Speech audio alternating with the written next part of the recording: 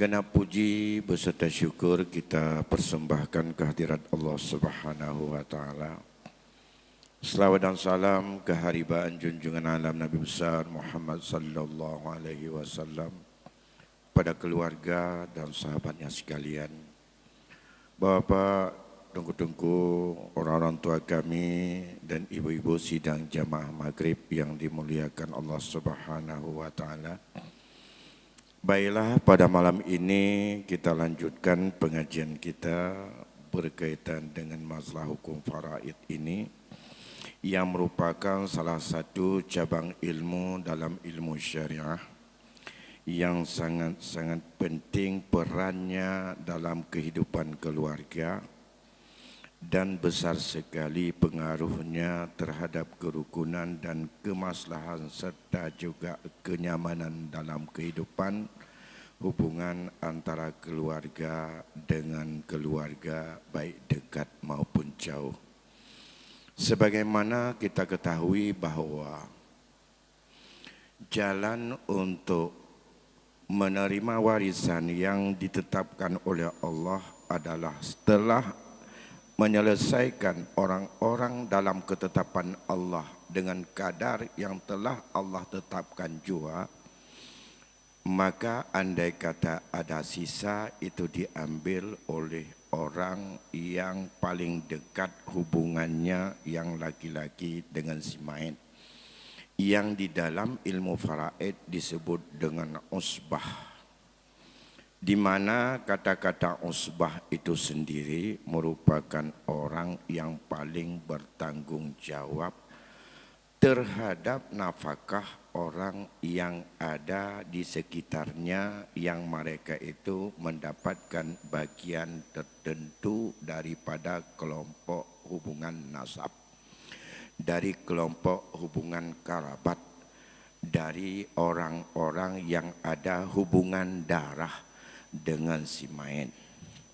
Di dalam kehidupan rumah tangga kita tahu bahwa yang paling kuat hubungan timbal balik berkaitan dengan nafkah adalah antara ayah kepada anak, dan begitu juga antara anak kepada ayah andai kata dalam kondisi tertentu orang tuanya butuh nafkah karena tidak ada usaha yang bisa menghidupinya, tidak sanggup lagi bekerja, lantas apakah itu tempat tinggal, makanan, obat-obatan, segala macam, maka ini disebut dengan umudain.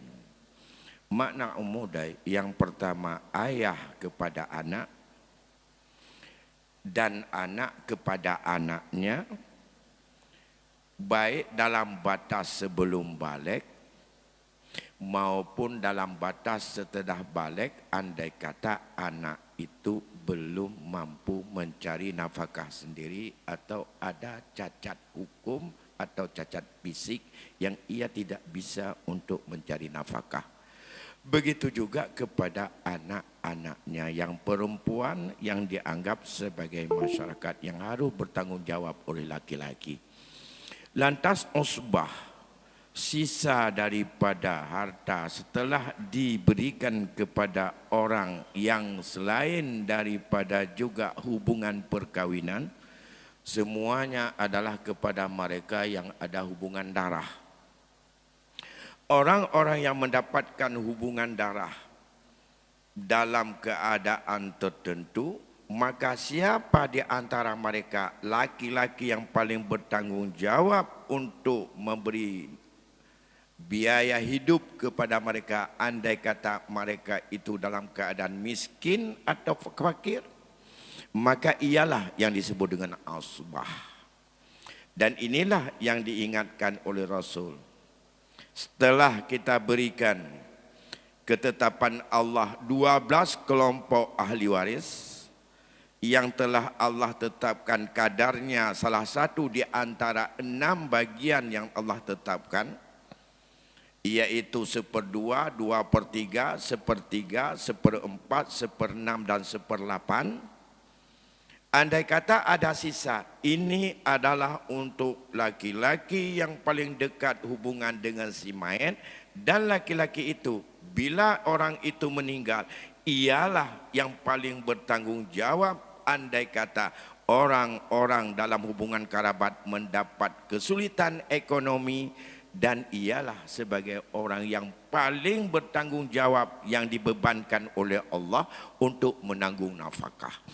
Ya. Inilah makna dari hadis Nabi yang sering kita sampaikan. Alhiqul faraidha li ahliha. Fama baqiya fahuwa li aula rajulin zakarin. Hubungkanlah, serahkanlah, berikanlah segala apa yang Allah tetapkan bagi orang yang punya hak mendapatkannya. Segala Allah yang telah Allah fardukan, yang 6 macam itu, li ahliha, bagi orang yang seharusnya dia ambil sesuai ketetapan Allah.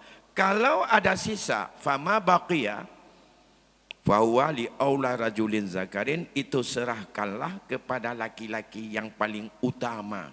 Utama apa? Utama dalam hubungan, utama dalam tanggung jawab, utama di dalam juga memberi nafkah kepada perempuan-perempuan lain yang ada hubungannya dengan si mayat, yang ia hanya mendapatkan kadar tertentu. Dan inilah disebut dengan asabah. Mereka tidak ada ketetapan berapa. Mereka punya hak mengambil seluruhnya, atau mereka mengambil adalah sisanya kalau ada, atau tidak mengambil sama sekali karena tidak punya sisa. Terserah kondisi siapa ahli waris yang Allah tetapkan dulu, itu adalah mereka untuk ada kemandiriannya. Andai kata mereka punya kemandirian dalam ekonomi, tidaklah terbeban pada laki-laki yang lebih utama itu untuk bertanggung jawab nafkah kepada mereka. Bapak Ibu sidang jamaah yang dimuliakan Allah, maka inilah yang dalam hukum faraid disebut dengan bila tidak habis diambil oleh orang yang telah Allah tetapkan kadar dan bagiannya, maka diambillah oleh usbah. Usbah itu adalah merupakan orang yang paling bertanggung jawab terhadap mereka yang ada di sekitar yang ditinggalkan ahli waris oleh si mayat. Maka dalam kaitan inilah, dalam memahami siapa usbah, siapa yang paling bertanggung jawab nafkah, siapa yang paling kuat kedudukan yang Allah bebankan untuk mereka memberikan nafkah kepada orang yang tinggal, maka para ulama melihat yang pertama adalah umudai, yaitu kekuatan anak cucu yang laki-laki lebih kuat yang harus bertanggung jawab kepada ayahnya. Andai kata ayahnya miskin, kakeknya miskin, cucu atau anak lebih bertanggung jawab daripada orang lain untuk memberi nafkah. Itulah umudain antara ayah dengan anak. Maka mereka tetapkanlah ada kelompok anak yang pertama. Kelompok anak punya martabatnya. Andai kata dalam sebuah kasus ditinggalkan isteri, ada anak laki-laki, ada ayah, ada saudara, ada paman, maka yang paling bertanggung jawab di antara laki-laki itu adalah anak dan laki-laki. Kalau anak laki-laki yang paling bertanggung jawab, maka yang lainnya gugur sebagai aula rajulin zakarin, laki-laki yang paling utama. Maka dalam kasus tadi itu, setelah diberikan hak kepada isteri 1/8, diberikan kepada ayah karena perintah Allah itu 1/6, kemudian ada anak laki-laki, semua yang sisa milik anak laki-laki. Kalau ada cucu laki-laki, dia pada martabat kedua. Bila ada martabat anak, maka anak di bawah dari anak, yaitu bukan anak basyariah, bukan anak mubasyarah, tapi anak karena turunan daripada anak atau cucu, ia pada martabat kedua. Ini yang harus kita yakini, Pak. Jangan selalu terbayang dalam jiwa kita ka patah tutu walun ha mentemeng harta bak kakek. Hana patah tutu. Pecit karena ada martabat orang yang paling tinggi itu anak laki-laki, maka martabat cucu adalah gugur. Ya, tidak menjadi terhijab, terhalang oleh anak. Karena anak lebih bertanggung jawab kepada dia sebagai keponakannya atau anak daripada saudaranya yang sudah duluan meninggal dunia. Istilah patah tutu dalam getanya tradisi Aceh nyan haba hana mangan ate terdengar dengan tawa kepada hukum faraid. Dalam hukum faraid hana patah tutu nunggu. Dalam fiqah hana patah tutu nunggu. Yang nakiban hijab maju. Kelompok asabah yang paling utama adalah anak.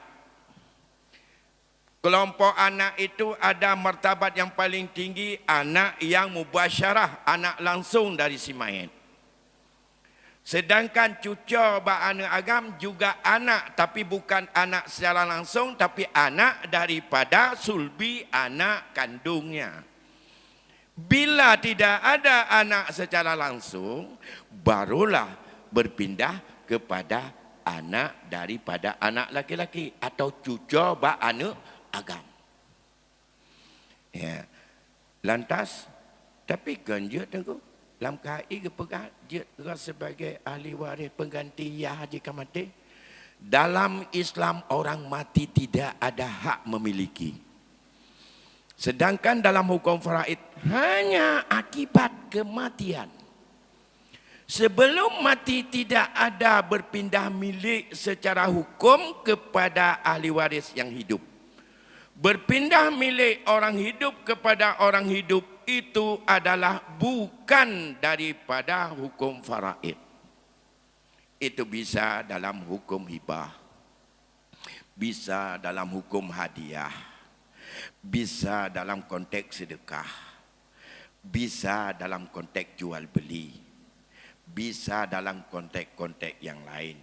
Itu adalah hak seseorang melepaskan miliknya kepada orang lain, baik kepada perumahan, kepada anu, kepada syara, kepada siapa saja. Orang hidup berpindah milik kepada orang lain sama-sama hidup, itu bukan bab faraid.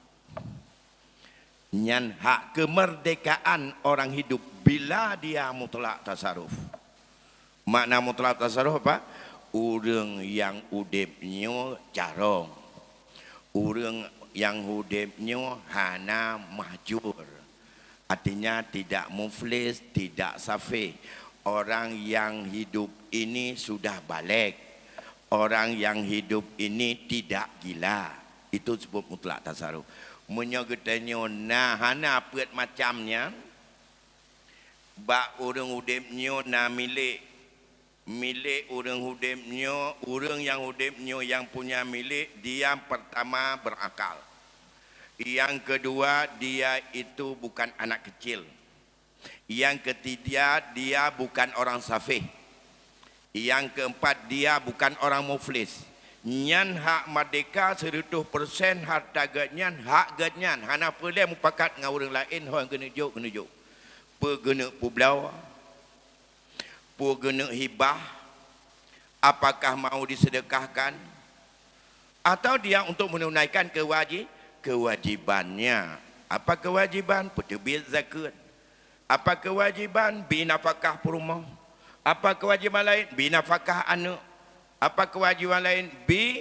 Pendidikan ke anak, peterbit belanja. Itu adalah memang dituntut oleh agama atas diri. Baik yang tuntutan wajib maupun hak kemerdekaan dia pakai. Dalam batas orang hidup pada orang hidup. Tapi bagi hari ini dia tidak hidup lagi. Seorang anak sudah meninggal hari ini. Ayah tidak lagi punya hak untuk memberikan apapun kepada si anak ini. Kepada siapa juga diberikan. Kalau kewajiban berikan pada anak, kepada anak yang masih hidup. Kalau dia mau berikan kepada ini, bukan kepada ayahnya yang sudah menjadi tanah. Pada siapa juga? Kepada cucunya. Hak saya sebagai kakek mau berikan kepada si cucu ini. Dia tajuk, anak tu cucu tu udip, katanya udip. Harta milik katanya, cok ke cucu. Tapi orangnya meninggal lon. Hanjut orang lain gepe arah bahawa ada hak di anaknya adalah gecok oleh anak yang akan mati. Anak yang akan mati tidak ada kedudukan mengambil hak. Di masjid agak dalam BW, baik dan jangan tak BW, nyu tak jangan tak Islam. Sebab maka dalam Islam tidak ada milik kecuali orang hidup. Tawakaf sesuatu kepada orang hidup. Walaupun orang hidup yang mentong ubud, tapi tidak itu aja disebut dengan bukan mungkate awal. Ya, dan tidak mungkate akhir. Itu semuanya. Pemberian-pemberian dalam kehidupan.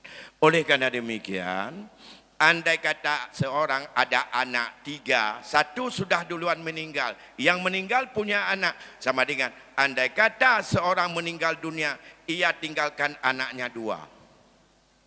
Dia tinggalkan anak dari anak laki-lakinya 2 cucu. Yang cucu ini martabat kedua sebagai pengambil asabah. Andai kata yang 2 ini sama-sama sudah mati, mereka lah adalah pengambil usbah. Tapi kalau anaknya masih ada, mereka tidak mengambil. Bukan dari ayahnya yang tidak diambil, dari kakeknya. Harta ayahnya sudah duluan diambil saat ayahnya meninggal. Yang kejut digetanya hanjit betul. Begitu seorang meninggal dunia, yang baik meninggal anaknya long. Bagaimana juga? Langsung berikan. Setiap orang meninggal ada peninggalannya. Sedikit atau banyak. Begitu ada peninggalan, langsung berikan kepada yang berhak. Maka abangnya yang tadi, pamannya tidak punya hak dari ayah dia. Semua hak itu kepada anaknya tadi. Yang dia tidak punya hak adalah meninggal kakek. Harta kakek, bukan harta ayahnya. Harta ayahnya kapan? Dihitung harta ayahnya saat meninggal ayahnya. Bukan dihitung harta ayahnya saat meninggal kakeknya. Ya, karena dia tidak beralih lagi. Tidak ada dia, baru saudara. Baru anak saudaranya, yaitu pada martabat kedua, cucu ba anak agam. Kalau cucu dari anak laki-laki tidak ada, naik kepada kelompok kedua yang bertanggung jawab ayah. Kalau enggak ada ayah, terus secara vertikal kakek dari ayah dan nenek atau kakek, terus yang laki-laki secara vertikal. Itu usbah. Mereka mengambil semuanya. Kalau tidak ada secara vertikal, baru berpindah kepada saudara kandungnya yang laki-laki. Dari saudara kandung berpindah lagi kalau dia tidak ada kepada saudara sebapak. Tidak ada saudara sebapak, berpindah kepada saudara anak laki-laki saudara kandung. Anak laki-laki saudara kandung tidak ada, berpindah anak laki-laki saudara sebapak. Terus bergilir dalam martabat kelompok yang ketiga. Gak ada kelompok ketiga, naik kepada kelompok paman. Diawali dulu paman yang sebibu sebapak dengan almarhum orang meninggal. Mereka menghabiskan. Tidak ada dia, pindah kepada paman yang sebapak. Gak ada itu anak paman seibu sebapak. Gak ada itu anak paman sebapak. Terus berpindah. Kalau dihitung-hitung, orang-orang yang berurutan mengambil asabah, begitulah urutan orang yang paling bertanggung jawab. Andai kata perempuan-perempuan yang mendapat bagian tertentu, mereka dalam keadaan miskin dan fakir, maka urutan ini pula yang paling bertanggung jawab. Andai kata dia mampu sebagai penanggung jawab nafkah kepada mereka. Inilah usbah. Jadi Islam selalu melihat keadilan dalam peran memiliki harta untuk dia keluarkan sebagai beban dan tanggung jawab serta kewajiban yang Allah pundakkan kepadanya. Bukan melihat kepada partisipasi mereka. Bapak Ibu sidang jamaah yang dimuliakan Allah Subhanahu wa taala. Oleh karena demikian, ini semuanya urutannya adalah disebut asabah binafsih, diri mereka. Kalau sudah mendapat pada tingkat gugur, tingkat selanjutnya yang kita urut saya sampaikan. Tapi dari yang pertama, anak laki-laki. Kalau tidak ada anak laki-laki, turun kepada cucu laki-laki dari anak laki-laki. Kalau mereka tidak ada, berpindah kepada ayah kandung si mayat. Kalau itu tidak ada, berpindah kepada kakek kandung si mayat. Kalau itu tidak ada, berpindah kepada saudara kandungnya. Itu tidak ada saudara sebapak. Kemudian berpindah kepada anak laki-laki saudara kandung. Tidak ada itu berpindah kepada anak laki-laki saudara sebapak. Tidak ada itu berpindah kepada paman kandung. Berpindah kepada paman sebapak. Berpindah secara tertib. Kalau ketemu satu, yang lain habis tertutup sebagai pemilik usbah, menghabiskan seluruh harta. Dan ini, maka dikatakanlah urutan usbah beda dengan hijab maju. Usbah beda dengan hijab maju. Halang menghalangi karena ada laki-laki yang lebih utama, ada ahli waris pertama, beda dengan usbah. Ada orang yang kadang-kadang dia sebagai usbah, tapi dia adalah orang yang tidak terhalang. Seperti ini, ada dua orang saudara kandung. Kemudian mama andai kata ada dua orang saudara kandung, gugur dari hak mendapat sepertiga, berpindah menjadi seperenam. Mama si mayat. Dalam sebuah kasus, andai kata ada suami si mayat, ada mama si mayat, ada anak perempuan si mayat, dua orang.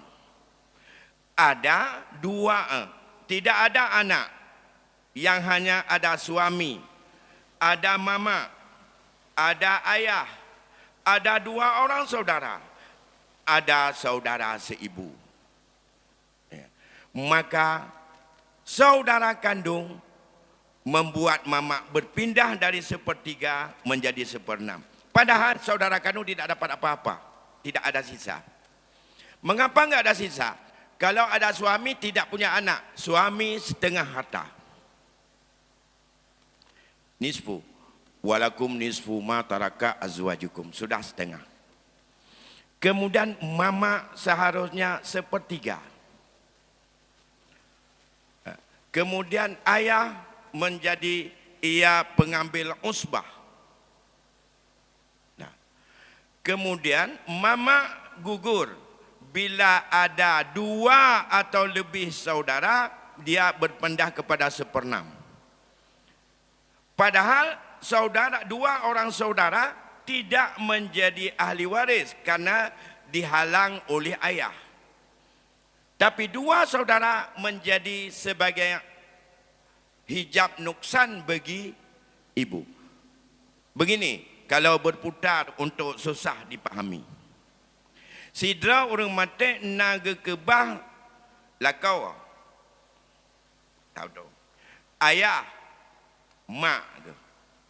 Lihat orang kebah. Gekebah dua saudara kandung. Maka yang menjadi ahli waris penerima pusaka hanya tiga. Lakau, mak dan ayah. Dua saudara kandung terhijab oleh ayah. Hanya mesti mempusakai yang kanan ayah. Lakau di tengah, mak seperenam. Seperenam dari 6, itu 1, 4. Ayah 2, sisa sebagai usbah. Tapi mama tidak boleh ambil sepertiga, seharusnya sepertiga. Mengapa mama tidak boleh sepertiga? Karena begini dalam ayat. Illam yakul lahu walad wa warisahu abawahu fali ummihi sulus. Jika si mayat tidak punya anak, ahli waris dua ibu bapa, mama dapat sepertiga. In kana lahu ikhwatun fali ummihi sudus. Kalau bagi si mama si mayat ada ditinggalkan beberapa orang saudara, mama dapat 1/6. Sama dengan yang mengurangi hak mama dari 1/3. Yang pertama anak, yang kedua 2 atau lebih saudara. Dalam kasus tadi, ayah, suami, mama, 2 saudara kandung. 2 saudara kandung adalah terhijab hirman, permanen gugur karena ada ayah sebagai pengambil asabah. Tapi mama seharusnya, keberadaan 2 saudara kandung membuat mama harus turun dari 1/3 menjadi 1/6. Jadi saudara kandung digetnyan hana cok pusaka, tapi dengan 2 droganyan gugur mama dari 1/3 menjadi 1/6. Jadi kan ke masalah na cok pusaka ngana. Karena ayat kepegang in kana lahu ikhwatun fali ummi sudus. Kalau si mayat ada kebah 2 saudara atau lebih, maka mama dapat 1/6. Karena na 2 saudara kebah, walaupun dalam kondisi 2 saudara itu tidak mendapat apa-apa, karena dihijab oleh ayah, tapi mama tetap turun dari 1/3 menjadi 1/6. Makanya antara hijab mahjub dengan usbah beda. 2 saudara kan urang cok pusaka, karena dia terhijab artinya terhalang dengan ayah. Tapi keberadaan dia menjadi terhijab nuksan bagi mama. Beginilah hukum dengan apa yang diingatkan oleh Al-Quran. Sebuah sisi dalam memahami hijab mahjub, 2 saudara terhalang dengan naya. Sisi lain, mama gugur dari hak 1/5 menjadi 1/6 dengan sebab 2 saudara. Padahal 2 saudaranya tidak dapat apa-apa. Dan ban. Oleh karena demikian hijab mahjub dengan usbah berbeda. Yang cok usbah ayah, 2 saudara bukan usbah, tapi dia menjadi sebagai penghalang bagi saudara-saudaranya. Bapak Ibu sidang jamaah yang dimuliakan Allah. Sebelum saya lanjutkan berkaitan dengan usbah bi ghairi dan usbah ma'a ghairi, mungkin ada yang ingin untuk sharing dan ingin bertanya atau ingin untuk kita diskusikan. Kami persilakan kalau ada yang bertanya. Nah, kalau enggak ada kita lanjutkan terus. Silakan. Baik, para jamaah semua, mungkin ada yang ingin bertanya. Bacut Abu. Assalamualaikum warahmatullahi wabarakatuh. Yang kami hormati Abu Asnawi beserta para jamaah semua. Ini ada kasus Abu. Seorang suami istri tidak mempunyai anak. Si suami mempunyai adik kandungnya 1 orang laki-laki. Meninggal si suami, otomatis asabahnya jatuh kepada adiknya beserta istri. Istrinya dalam keadaan sakit-sakitan. Si adik jenazah atau mayat adalah adik kandungnya yang laki-laki, tidak mempedulikan makciknya kalau istilah sekarang. Dia sakit-sakitan, malah makciknya menyewa orang lain untuk mengurus dia. Sementara harta warisan ada jatuh juga kepada adiknya. Itu bagaimana hukumnya dia menerima harta warisan tanpa mempedulikan makciknya? Makasih. Assalamualaikum warahmatullahi wabarakatuh. Waalaikumsalam warahmatullahi. Begini, antara warisan dengan tanggung jawab pengurusan orang, ini kadang-kadang bisa ada satu paket, kadang-kadang bisa lain paket. Ini yang perlu dipahami. Kewajiban mengurus istri sakit-sakitan adalah kepada suami. Sekarang suami meninggal. Saat meninggal suami, istrinya adalah saat itu pisah, bukan lagi sebagai istri. Karena menyogetalu nyan urang menyogetanyo pisah, batal akad nikah dengan sebab kematian suami. Istrinya masih sakit. Istrinya sakit sekarang. Dalam keadaan istrinya sakit, suaminya meninggal. Lantas siapa yang bertanggung jawab kepada si istri? atau kepada mabit dia, atau disebut dengan kakak atau kakak iparnya. Kakak iparnya tidak beralih tanggungjawab untuk pengurusannya kepada adik ipar.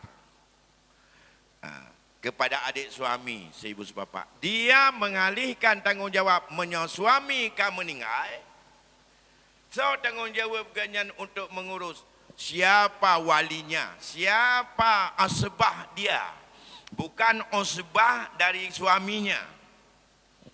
Percuma dia dengan meninggal suami, sampai saat itu hitung apakah harta dia ada bercampur dengan suami atau tidak. Kalau ada bercampur, mulai saat itu pisah. Hak dia untuk dia, hak suami untuk menjadi warisan.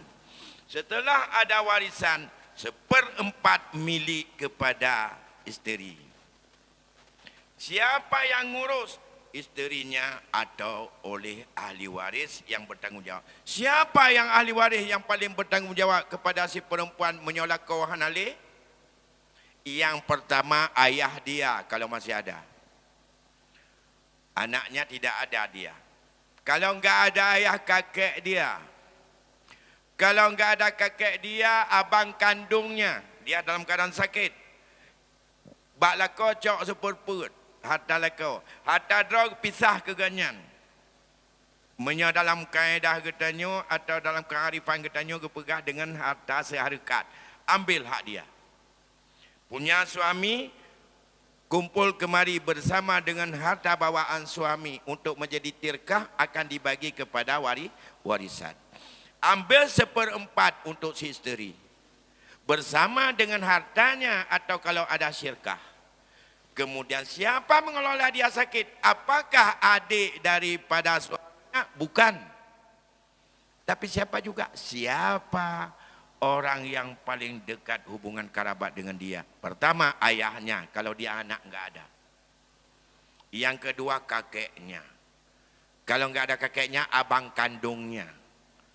Si perempuan yang sakit. Kalau enggak ada abang kandung, abang sebapak. Enggak ada abang sebapak, pindah kepada anak laki-laki abang kandung. Kalau sudah balik dan berakal. Enggak ada dia pindah kepada anak laki-laki saudara sebapaknya. Itu pun tidak ada, naik kepada pamannya, saudara ayahnya. Yang seibu sebapak. Seperti urutan asabah bagi orang yang meninggal tadi. Sekarang mencari siapa bertanggung jawab kepada si perempuan yang ditinggalkan sebagai seorang isteri. Kapan dia isteri almarhum? Sampai mati. Oleh mati pandai perumah ganyan lo. Mantan perumah. Dan diganyan mentang kita udung nate mekawin. Habis edah kaji mekawin lah dengan orang lain. Jangan apa yang pernah kita lihat. Pandai kita lihat dia urung ke mati. Dengan sebab kematian putus semua hubungan. Termasuk akad nikah batal gara-gara mati salah satu suami isteri. Juga akad-akad lainnya. Apa saja transaksi akad syirkah batal. Artinya tanya nak kongsi. Laka dengan perumah kongsi. Dengan mati laka pecah kongsi. Perkongsian. Antara kita dengan orang lain ada perjanjian hutang. Belum sampai tempo. Saya misalnya berhutang kepada A. 5 bulan. Bayar. 2 bulan mati loan. Bata hana preh 5 bulan. Urangnya orang mati. Urangnya jak bayar. Cok yang lain jak bayar mendung. Ya. Karena kabata perjanjian. Sebab begini. Hutang. Dianggap kita tidak ada beban hutang. Bila belum jatuh tempo. Kita berhutang tangguhnya 5 bulan. 5 bulan yang itu nak mutang loan uranyo hana mutang tempat. Nak beban bayar hutang hana. Bahkan karena dalam tempo. Pajan beban bayar hutang. Begitu 5 bulan sampai hari itu saya beban untuk bayar hutang 500,000. Kalau belum tak apa-apa. Seorang mau pergi haji atau mau pergi umrah, bayar hutang. Bila sudah jatuh tempo. Kalau belum jatuh tempo, pergi terus. Belum ada kewajiban. Lagi kita tanya galang kewajiban semayang Isya Nuhan. Nyu galang wajib dengan semayang Isya. Kerana kalau kita mau hotel. Pajanjin, Press 6 minit tu. 6 minit kembali, baru wajib kita salat isyak. Orangnya, menyajikan ni, lun wajib main isyak lek. Nak wajib main isyak tu, lun, menyajinuh hana. Kecuali nak kewajiban yang hana puput dan malam baru. Atau tak guna kau ikut. Nyan ada kebah. Tapi malamnya, galam wajib main isyak katanya. Mesti dah nak wajib main isyak jenuh. Press 6 minit tu, kita baru wajib. Orangnya tak hutang bagap. Galam tu jatuh tempoh, hana kewajiban bayar hutang. Yang kejut hutang penting masalah tangguh pajan berapa lama. Baik hutang aju, mula bayar. Kamu jamun telah dah dengar dah fikir dia mula pada kan. Nya pajan dia bayar termasuk lain daripada. Dia mula anda kau bayar. Rupanya kan dia mula. Dia pakai le baru bayar. Nya makna dia menyalakan dia cemula, tantang ke dia cemula, tapi jamun ada dia jauh belang dia cemula, kan apa dia bayar. Kan dia cemula pada kan dia mula. Anak rencana bayar. Hana mumpat tangguh. Tanya rata-rata hutang hana mumpat tangguh. Maka akibat hana mumpat tangguh, dia aji le hutang, Ya, atau terjadilah menyahutang kredit bermacam-macam, terjadi penunggakan ataupun ya tambahan-tambahan bersih daripada riba jahiliyah. Yang seperti itulah permainan jahiliyah dulu. Bapak Ibu sidang jamaah yang dimuliakan Allah. Kembali kepada pertanyaan tadi dari Pak Nasir. Bahawa tidak ada kewajiban adik kandung daripada laki-laki, suami daripada ibu yang sakit. Untuk mengurusnya, untuk mengobatinya setelah abang kandungnya meninggal. Tapi adik kandung punya hak mengambil harta berapa hak dia. Adik kandungnya punya kewajiban menyerahkan harta 1/4 milik daripada kakak iparnya dan memberikan semua hak kakak iparnya dari harta yang ada di dalam syirkah atau dalam perkongsian dengan abangnya. Siapa urus dia? Bukan adik iparnya. Siapa juga? Siapa wali dia? Siapa orang yang paling dekat hubungan kerabat dengan dia? Kembali. Sama dengan perumah Tejino menyahanale menikah dengan tanya hawa. Wah wali tau. Hana jak dekat ba adik tanya. Metoje si A berkahwin dengan Tidaurina. Sekarang kau pakai ITA kaitan lu. Kaitan lu perumah kau ceri. Dia ceri si A dengan perumah je. So tanggungjawab tinaunya. Wah, bak keluarga tau. Baiklah kau tanggungjawab bak adik lah kau yang kata malu. Abang kau tak lihat don. Kau tanggungjawab orangnya uruh lun. Lun kata sakit. Hang kemah lagi nya.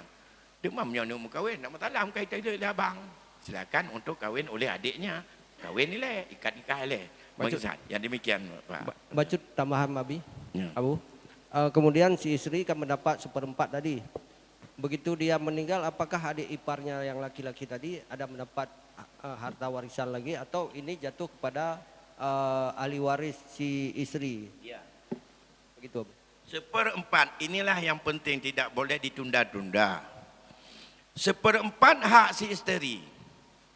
Dengan harta syirkah si isteri tambah 1/4 warisan. Sekarang isteri ini dalam sakit pas meninggal. Ini adalah orang lain, tidak ada hubungan sedikit pun sebagai ahli waris. Mau dikira siapa dia hubungannya? Itu adalah kakak ipar. Tidak ada dalam 25 ahli waris kakak ipar itu ahli waris. Sama dengan ahli waris si perempuan itu kembali kepada anak dia, ayah dia, abang dia, paman dia. Seperti dalam urutan ahli waris yang dihitung kepada. Karena mengapa? Hubungan dia dengan suaminya adalah bukan hubungan kerabat. Tapi hanya hubungan perkawinan atau musaharah. Salah satu sebab daripada pusaka mempusakai setelah Islam datang dan ayat waris turun adalah yang pertama karena hubungan kerabat, yang kedua karena hubungan perkawinan, yang ketiga karena ada hubungan perbudakan yang sudah dimerdekakan.